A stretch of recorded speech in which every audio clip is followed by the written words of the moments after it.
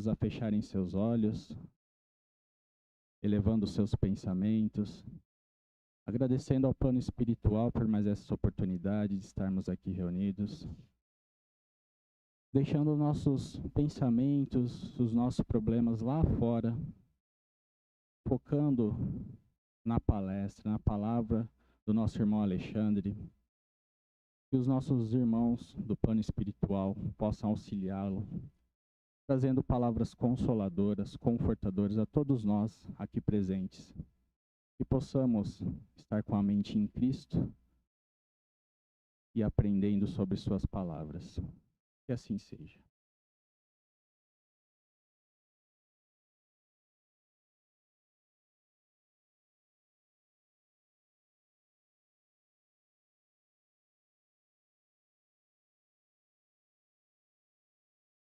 Minhas irmãs, meus irmãos, boa noite a todos vocês.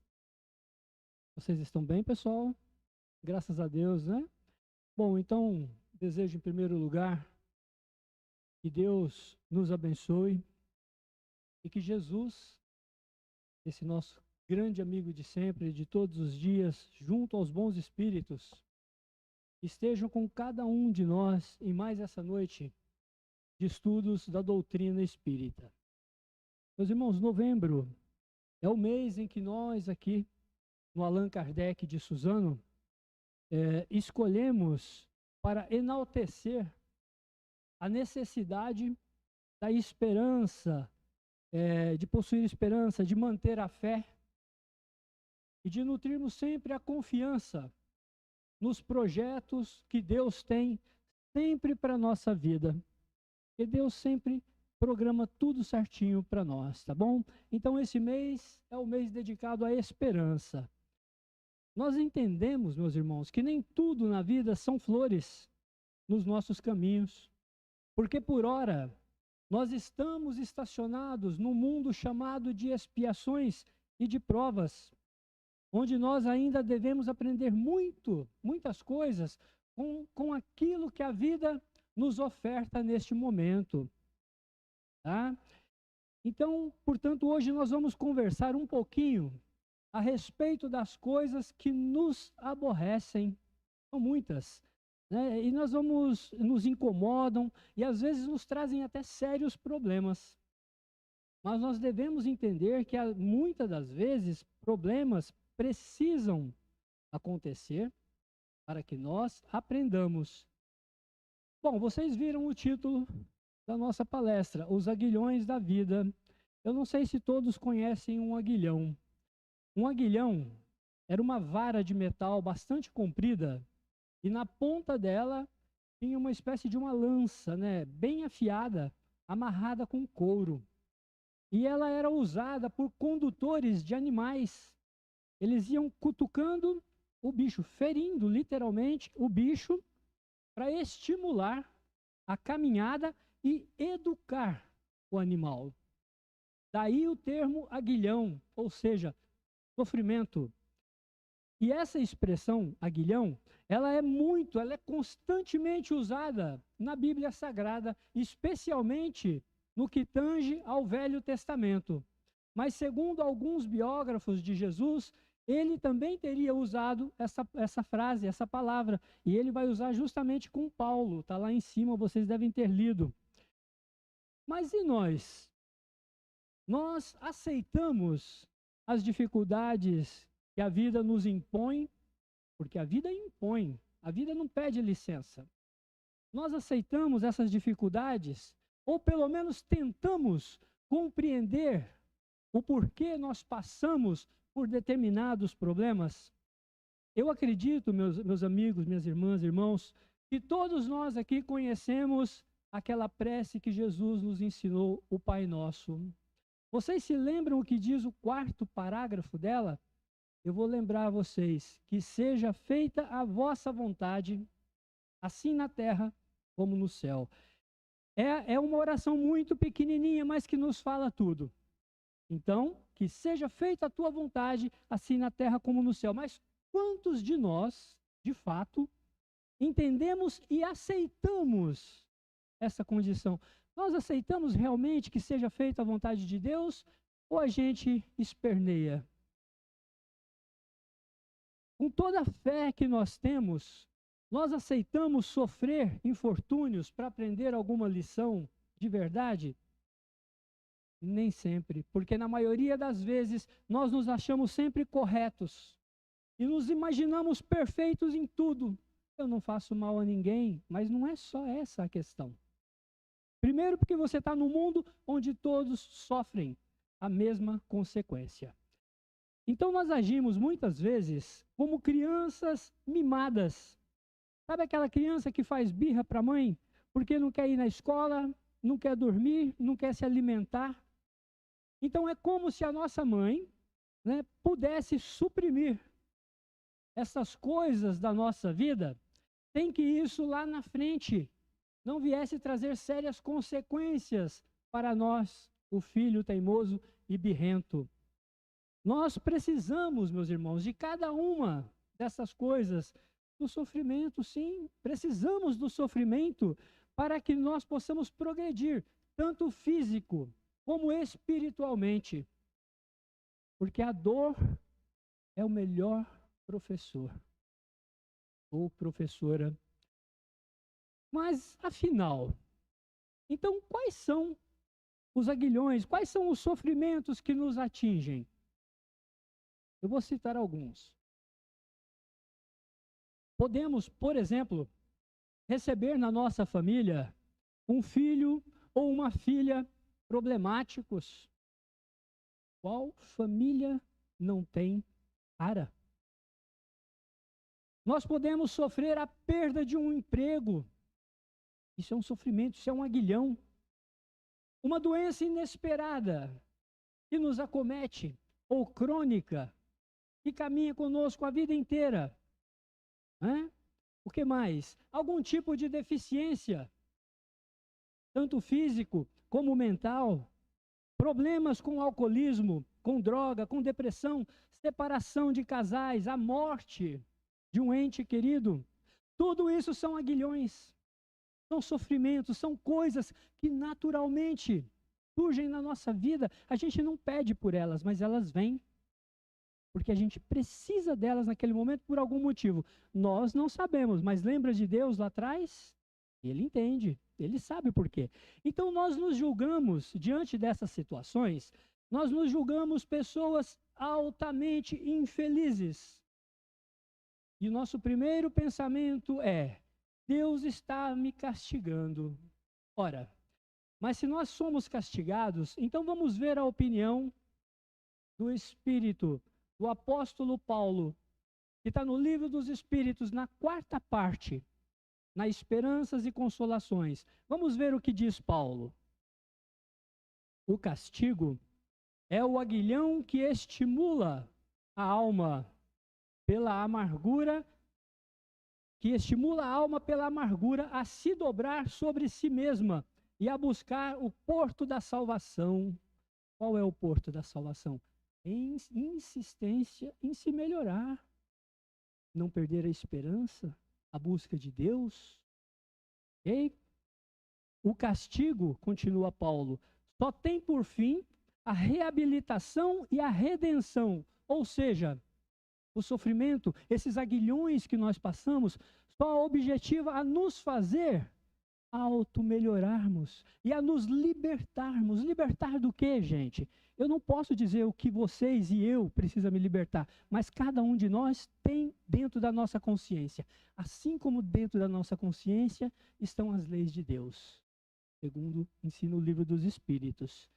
Então, algumas pessoas, diante de certos aguilhões, elas partem ao extremo.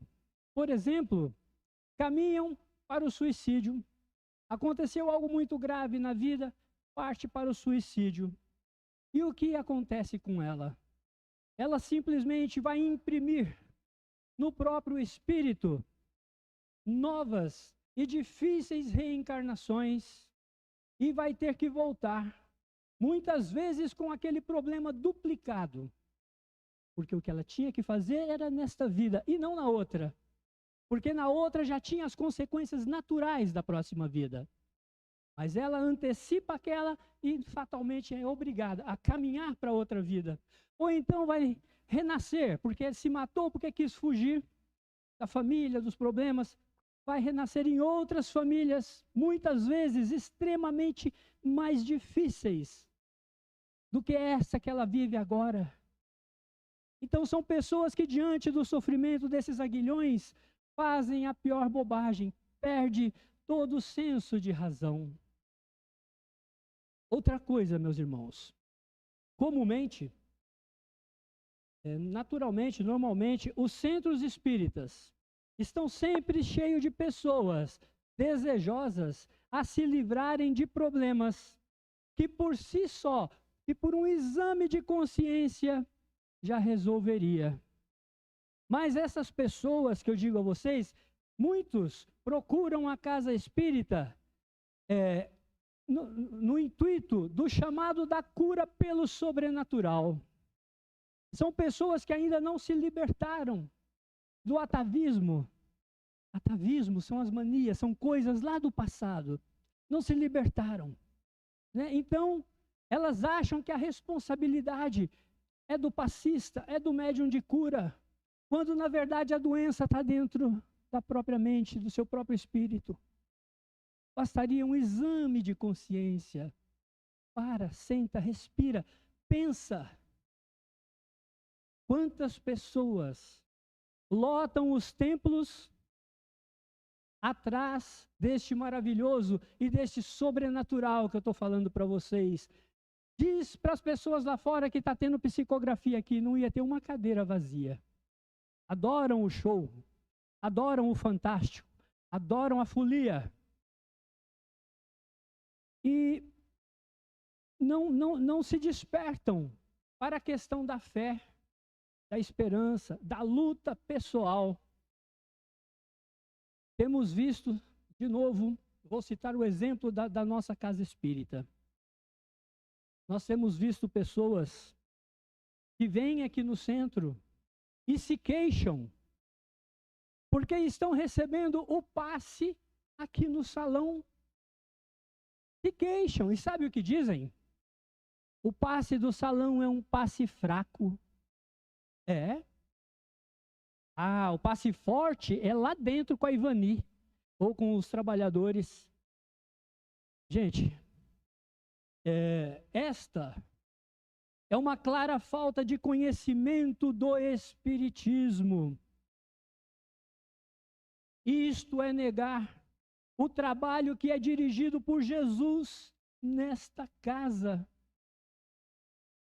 E é negar a competência dos bons espíritos que aqui atuam junto àqueles médiuns que estudaram e muito.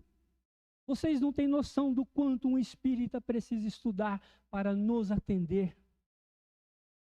Deixam o seu lar, vêm para cá, trazem toda a sua disposição e vitalidade para, junto à espiritualidade no próprio salão, doar o passe. E aí, aquela pessoa que é um egoísta, se você se encaixa, saiba que você é egoísta sim. Eu estou falando para quem se encaixa nessa situação. Vem aqui e critica o passe. Então não toma. Então quando terminar a palestra, levanta e sai. Mas não sai falando mal. Tá? Vamos ser honestos, sem cuspir no prato que a gente come. Nós agimos diante do sofrimento com desespero. Quando a gente age, meus irmãos, com desespero diante do sofrimento, nós retornamos ao princípio da animalidade. Porque uma pessoa, o que realmente interessa para uma pessoa desequilibrada, quando sai em busca, pula de galho em galho, de religião em religião, sabe, de centro em centro, são pessoas desequilibradas pela falta da confiança em Deus. Isso é falta de confiança no nosso Pai, naquele que nos dá a vida, naquele que nos permite viver. Esse tipo de pessoa é aquele que pensa assim: que se dane os outros, O que interessa é a minha saúde, é a minha condição financeira, é eu estar bem. E depois essa pessoa sai lá fora se dizendo cristão, se dizendo espírita. Não digam isso, gente, pelo amor de Deus, o espírita não pode agir assim, ser egoísta, buscar o centro espírita quando dói o dente. Não façam isso. Venham quando vocês estão com saúde também, porque quando a gente está com saúde, os espíritos retiram de nós aqui, ó, fluidos bons e vão levar aos hospitais, vão levar naquelas casas onde tem alguém ali com câncer terminal, vai aliviar a dor. É o nosso momento de fazer isso quando a gente está bem também, não só quando a gente está desesperado. Então vamos pegar alguns exemplos de pessoas, porque a gente se acha o tal, né? Eu não mereço sofrer. Então vamos pegar exemplo de algumas pessoas que eu estou certo, são melhores do que qualquer um de nós que está aqui dentro desse centro espírita, do que qualquer um de nós. Eu acredito. O nosso tão querido pelos católicos e também por nós espíritas, o Papa Francisco, no dia 25 de janeiro de 2015, o Papa recebeu o missionário do Espiritismo, Divaldo Pereira Franco, no Vaticano, junto com algumas outras autoridades. E quando chega a vez do Divaldo, ele dá a mão, né, para saudar o Papa, para beijar a mão do Papa. O Papa segura na mão do Divaldo e não solta. E fica olhando fixamente para o Divaldo. E o Divaldo começa a ficar preocupado, porque afinal atrás dele havia uma fila enorme de diplomatas, né, de gente de outros países, de autoridades. E o Divaldo fica incomodado com aquilo. De repente o Divaldo olha para o lado do Papa. E ele vai ver nada menos do que a figura de dois espíritos. Um deles, São Francisco de Assis. E do lado, Clara, a companheira de Francisco de Assis. E o Divaldo fica sem entender a cena.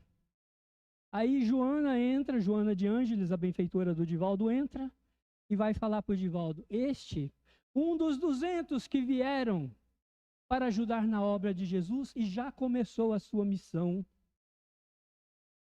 E este Papa está lá, revolucionando a igreja, sendo perseguido, inclusive pela sua própria igreja, por não concordarem com as reformas humanas que esse homem está fazendo.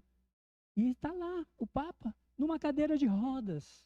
E nem por isso Francisco deixou de ter esperança e fé em Deus. Ficou se lamentando no seu quarto dourado, nem por isso. Uma outra pessoa, gente. A gente não tem o que dizer. Jesus foi o espírito mais puro que encarnou neste mundo. E ali, já pressentindo a morte, estando ele no horto ali das oliveiras, junto aos seus discípulos, começou a orar.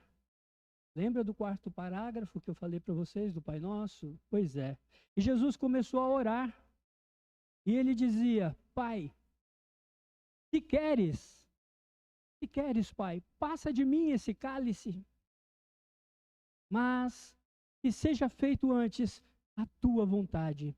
E Jesus, ele orava com tanta intensidade, que segundo as Escrituras, o seu suor se converteu em sangue, que lhe escorria da testa e molhava o chão. Os aguilhões do nosso Chico Xavier. Gente, o que nós podemos falar de mal desse homem? Nada.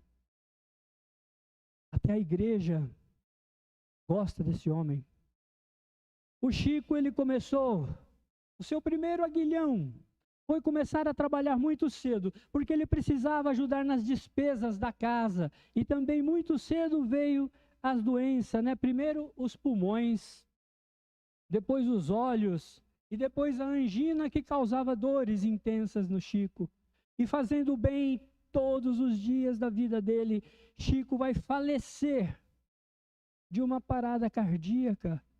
Então tá, se eu sou tão bom assim, foi justo o Chico passar por tudo isso e morrer? E o que eu faço que se compara a Chico Xavier?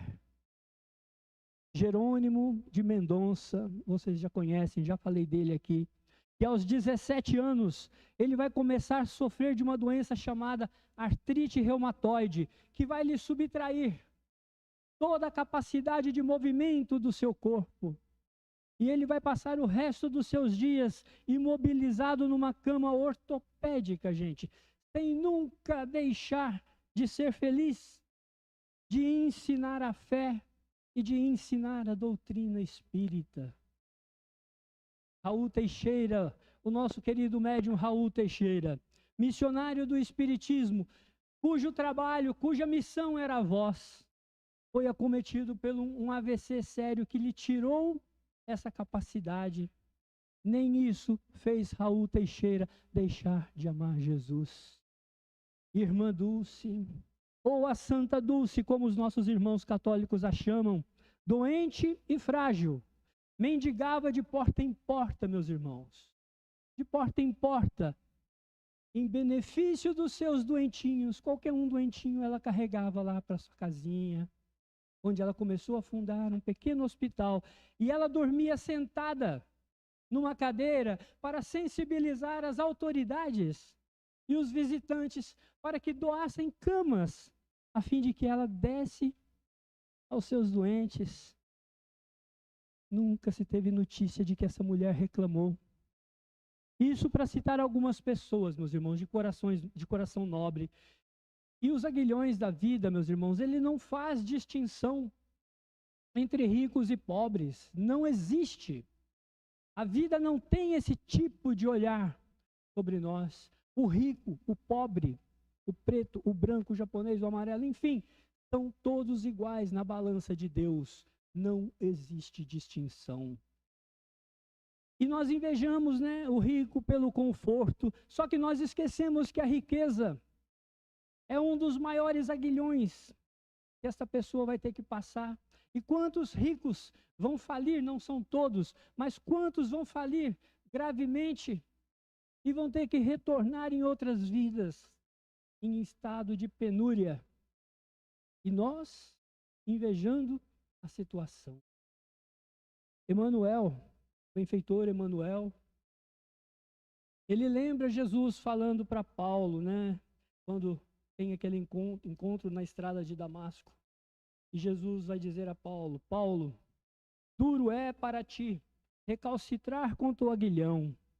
Ou seja, Paulo demonstrava resistência, especialmente diante da missão que estava surgindo na vida de Paulo, porque é graças a Paulo de Tarso, gente, que nós temos o cristianismo disseminado no mundo todo.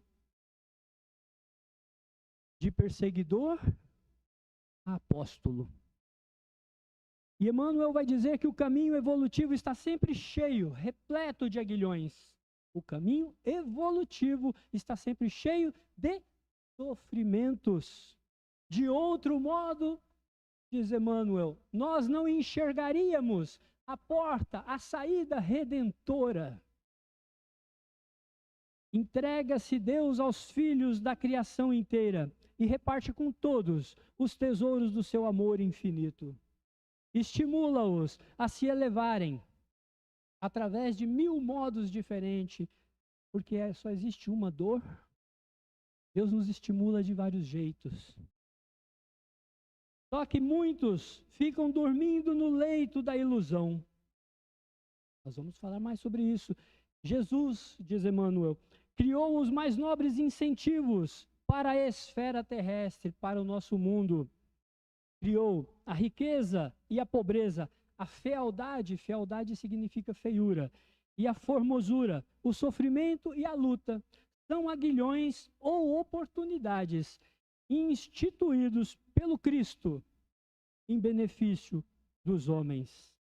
Então, Complementa Emmanuel. Cada existência e cada pessoa tem a sua dificuldade particular, simbolizando oportunidade bendita. Meus irmãos, a doutrina espírita ensina que nós devemos manter vivos dentro de nós, despertos, acordados, sempre, a esperança nas nossas consciências, dentro do nosso coração. O Evangelho segundo o Espiritismo diz que o aguilhão da consciência é o guardião da probidade, ou seja, da nossa integridade, da nossa honestidade, da nossa retidão. Olha o que o sofrimento nos provoca em nós, as mudanças. Integridade, honestidade, retidão, nos sustenta, mas muitas vezes mostra-se impotente diante dos sofismas. Sofismas são mentiras. Diante dos sofismas, ou seja, diante de discursos aparentemente verdadeiros, que tenta nos enganar. Ou seja, nós somos levados a acreditar em saídas falsas, rápidas, ilusórias, porque nós estamos sendo levados pelo nosso desespero a caminhos duvidosos por pessoas inescrupulosas. Vocês já viram isso que está acontecendo? Vocês já viram se isso está acontecendo? Tá assim, gente. Pessoas inescrupulosas. Olhou para tua cara, viu que você está com cara de coitadinho, eles falam, vem cá, me segue. Então ensina o Espiritismo que nós passamos por determinadas situações difíceis, mas é óbvio que nós devemos sim recorrer a Deus, aos benfeitores espirituais, mas que nós temos que utilizar de sabedoria.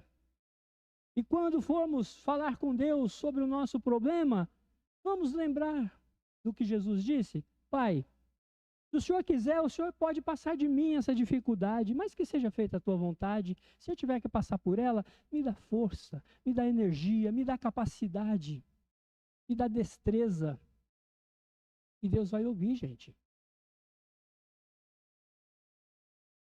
Nós não devemos. Eu estou falando para vocês a respeito do sofrimento, falei para vocês a respeito das pessoas que buscam os templos, né? E só no oba-oba, né? Tirou meu probleminha, eu sumo de lá, né? Nós não devemos usar da ingratidão ao receber algum benefício do mais alto, gente, porque Deus nos ajuda. Eu acho que se vocês estão aqui hoje, vocês foram atendidos por Deus de alguma forma.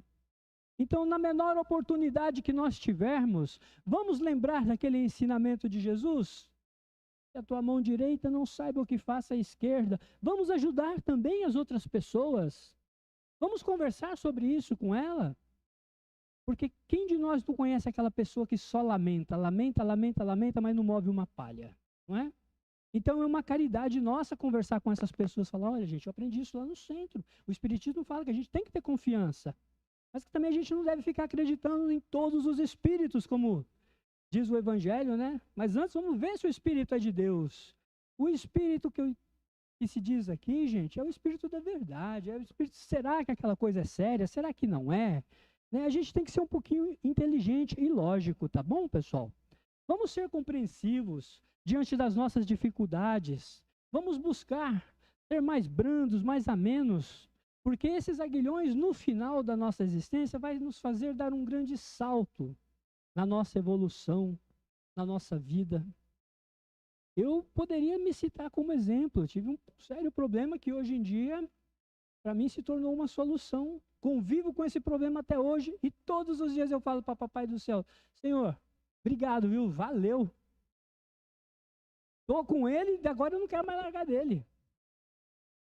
Porque, gente, a gente tem que saber, ver o porquê que as coisas acontecem conosco. Não é só sair chorando, ficar se lamentando. Vamos aprender, pelo amor de Deus, meus irmãos. Quando você tiver com um problema, que o teu aguilhão estiver te ferindo muito, aquela ponta te espetando, e você não souber mais o que fazer, faz isso. Olha por cima do teu ombro e vê o teu irmão que está lá atrás.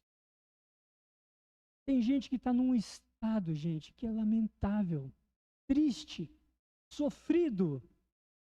Mas o meu dente é o que dói mais. Ele não. Ele toma um anadorzinho ali e resolve. Será? Então tenhamos fé.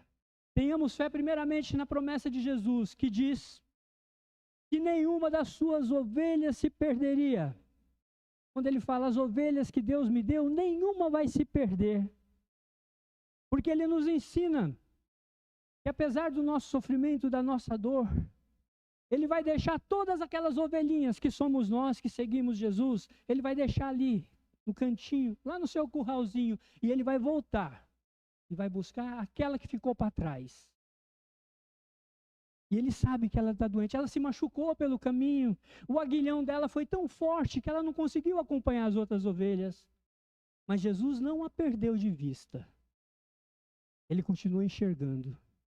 E ele vai dizer para nós, olha, fiquem aqui que eu vou voltar e vou buscar a Solange que está ali, ó. Ela ficou para trás. E ela também é minha ovelhinha. Tá bom, meus irmãos? Então lembre-se, quando a dor bater a porta, vamos ter confiança em Deus, confiança no Cristo. Quando for receber o passe aqui no salão, vamos juntar todos os nossos pensamentos, sabe? Criar uma força gigante dentro dessa sala e fazer deste o melhor passe forte. Tá bom? Mentira, não existe isso, gente. Passe fraco, passe forte. O benefício do passe está na cabeça de quem recebe, ou seja, na fé. A pessoa sentar lá, quer tomar um passe forte, vai lá dentro, lá com o pessoal, senta, mas se a cabeça dela estiver lá na janta que ela tem que fazer, ó, ele passa e passou longe. Tá bom? Obrigado, fiquem com Deus. Que Deus nos abençoe.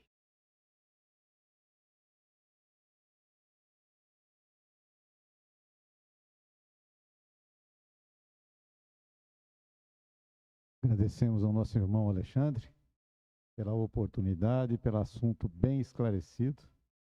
Possamos aproveitar